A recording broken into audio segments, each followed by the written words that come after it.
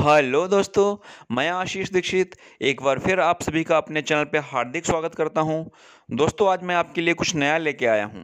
आज मैं आपके लिए 5 ऐसे शब्द लेके आया हूं जो आपने सुने तो बहुत होंगे, but I am damn sure कि हम में से बहुत लोगों को उसके एग्जैक्ट मीनिंग नहीं पता है। पहला शब्द है ज़ीरॉक्स। लोग ज़ीरॉक्स और फोटोस्टेट दोनों को पर्यायवाची या सिनोनिम्स समझते हैं। लोग जाते हैं, बोलते हैं इसका ज़ेरॉक्स दे दो, या किसी को बोलते हैं इस बुक का ज़ेरॉक्स ले आओ या फ़ोटोस्टेट ले आओ। बट दोस्तों, मैं आपको बताना चाहूँगा कि ज़ेरॉक्स जो है वो अमेरिका की एक ऐसी कंपनी है जिन्होंने फ़ोटोस्टेट बनाने वाली मशीन का आविष्कार किया था। तो वहीं से ऐसा हुआ कि लोग ज़ेरॉक्स यानी कंपनी का नाम और फ़ोटोस्टेट को सिनोनिम्स समझने लगे। आई होप कि आप क्लियर हो गए होंगे। आगे से जब भी आप जाएं, अगर ज़ेरॉक्स मत बोलें कि फ़ोटोस्टेट दे दो या फ़ोटोस्टेट कर दो। अगला वर्ड दोस्तों मैं आपके लिए लेके आया हूँ। बहुत से लोग बोलते हैं कि हैप्पी वेडिंग एनिवर्सरी, बहुत से लोग बोलते हैं हैप्पी मैरिज एनिवर्सरी। अगर आप रेशियो देखेंगे तो हैप्पी मैरिज एनिवर्सरी बोलों की तादाद बहुत ज़्यादा है, क्योंकि हम में से बहुत बहुत लोगों को एग्जैक्ट डिफरेंस नहीं पता है कि हैप्पी मैरिज एनिवर्सरी ठीक है या हैप्पी वेडिंग एनिवर्सरी ठीक है। तो दोस्तों, मैं बताना चाहूँगा कि वेडिंग जो है वो फंक्शन का नाम होता है, जो शादी रहती है तो जो उस फंक्शन को इंग्लिश में बोलते हैं वेडिंग। और जो मैरिज रहता है तो वो विधि रहती है जो पूजा की, उसको बोलते हैं मैरिज।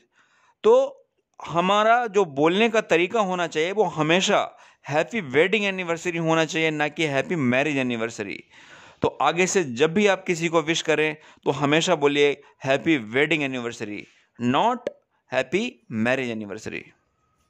अगला शब्द मैं आपके लिए लेके आया हूँ मिनरल्स। हम में से बहुत से लोग बोलते हैं कि मिनरल वाटर दे दो, या हमारी बॉडी को हम लोग कई जगह पढ़ते हैं कि विटामिन्स, मिनरल्स, प्रोटीन्स का ज़रूरत रहता है। तो हमारा अंडरस्टैंडिंग है वो बेसिकली यही है कि like vitamins, like proteins, minerals भी एक ऐसा तत्व है जो हमारी बॉडी का एक हिस्सा है या ज़रूरत रहती है जिसकी। तो दोस्तों, मैं आपको यहाँ पे बताऊँगा कि मिनरल्स एक्चुअल मीनिंग क्या है। मिनरल्स जो है पहाड़ों पे, जो सफ़ेद पहाड़ रहते हैं, नॉर्मली राजस्थान में, अपने इंडिया में कॉमन ज़्यादा करके रहते हैं, तो उन पहाड़ के जो एक छोटा सा टुकड़े को बोलते हैं मिनरल्स। तो उसमें ऐसे कुछ तत्व रहते हैं जो कि कुछ ना कुछ प्रॉपर्टी लिए होते हैं। कहाँ कहाँ यूज होते हैं मैं आपको बताता हूँ। जैसे हम लोग का कॉमन अंडरस्टैंडिंग रहता है कि मिनरल वाटर दे दो, यानी जो वाटर हम ले रहे हैं उसमें कुछ मिनरल्स मिले हुए हैं, जबकि ऐसा नहीं होता है।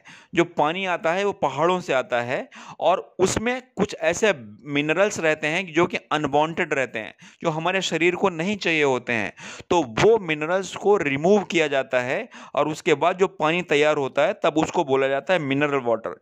ये आप देखते हो, जैसे दवाई है, दवाई हम खाते हैं कोई भी, मान लो पेट दर्द की, बुखार की, तो उसके अंदर जो एक्चुअल केमिकल मिला होता है वो लिक्विड होता है, और उसका परसेंटेज मान लो 50% है। बट गोली कैसे बनाई जाएगी, वो टेबलेट बनाई कैसे जाएगी, इसके लिए वो उसी पहाड़ जो रहता है, जो एक्चुअली रहता है मिनरल्स, उसका चूरा रहता है, एकदम पीस लिया जाता है, और वो केमिकल में मिला के और टेबलेट बनाई जाती है, यानी कि उसका अलग से इम्पैक्ट कुछ नहीं होता है। तो ऐसे डिफरेंट डिफरेंट तरीकों में मिनरल्स को केमिकल्स में यूज होता है, सिर्फ जो खाली चीज़ को फिल करने के लिए यूज होता है। जो हमारी नेचुरल चीज़ें रहती हैं उनमें किसी में अनवांटेड होता है और किसी में रिक्वायर्ड रहता है। तो ये होता है एक्चुअल मिनरल्स का मीनिंग। अगला शब्द मैं आपके लिए लेके आया हूँ लिटिल। यस, आप सही समझ रहे हैं। लिटिल आप सोचोगे अरे इसमें क्या है, तो बहुत कॉमन वर्ड है, लिटिल का मतलब छोटा। यस, आप सही हो, लेकिन लिटिल के आगे अगर सिर्फ आ यानी ये लगा देते हैं ना, तो उसका एकदम अपोजिट मीनिंग हो जाता है। फॉर एग्जाम्पल, अगर लिटिल का मतलब कम, अ लिटिल लगा दो तो मतलब थोड़ा। इसमें डिफरेंस क्या होता है कि जब हम सेंटेंस में यूज करते हैं तो जहां पे लिटिल लगा होता है नॉर्मली फ्रेजेज में, तो लिटिल का मतलब होता है कुछ भी नहीं, ना के बराबर, और अ लिटिल का मतलब थोड़ा।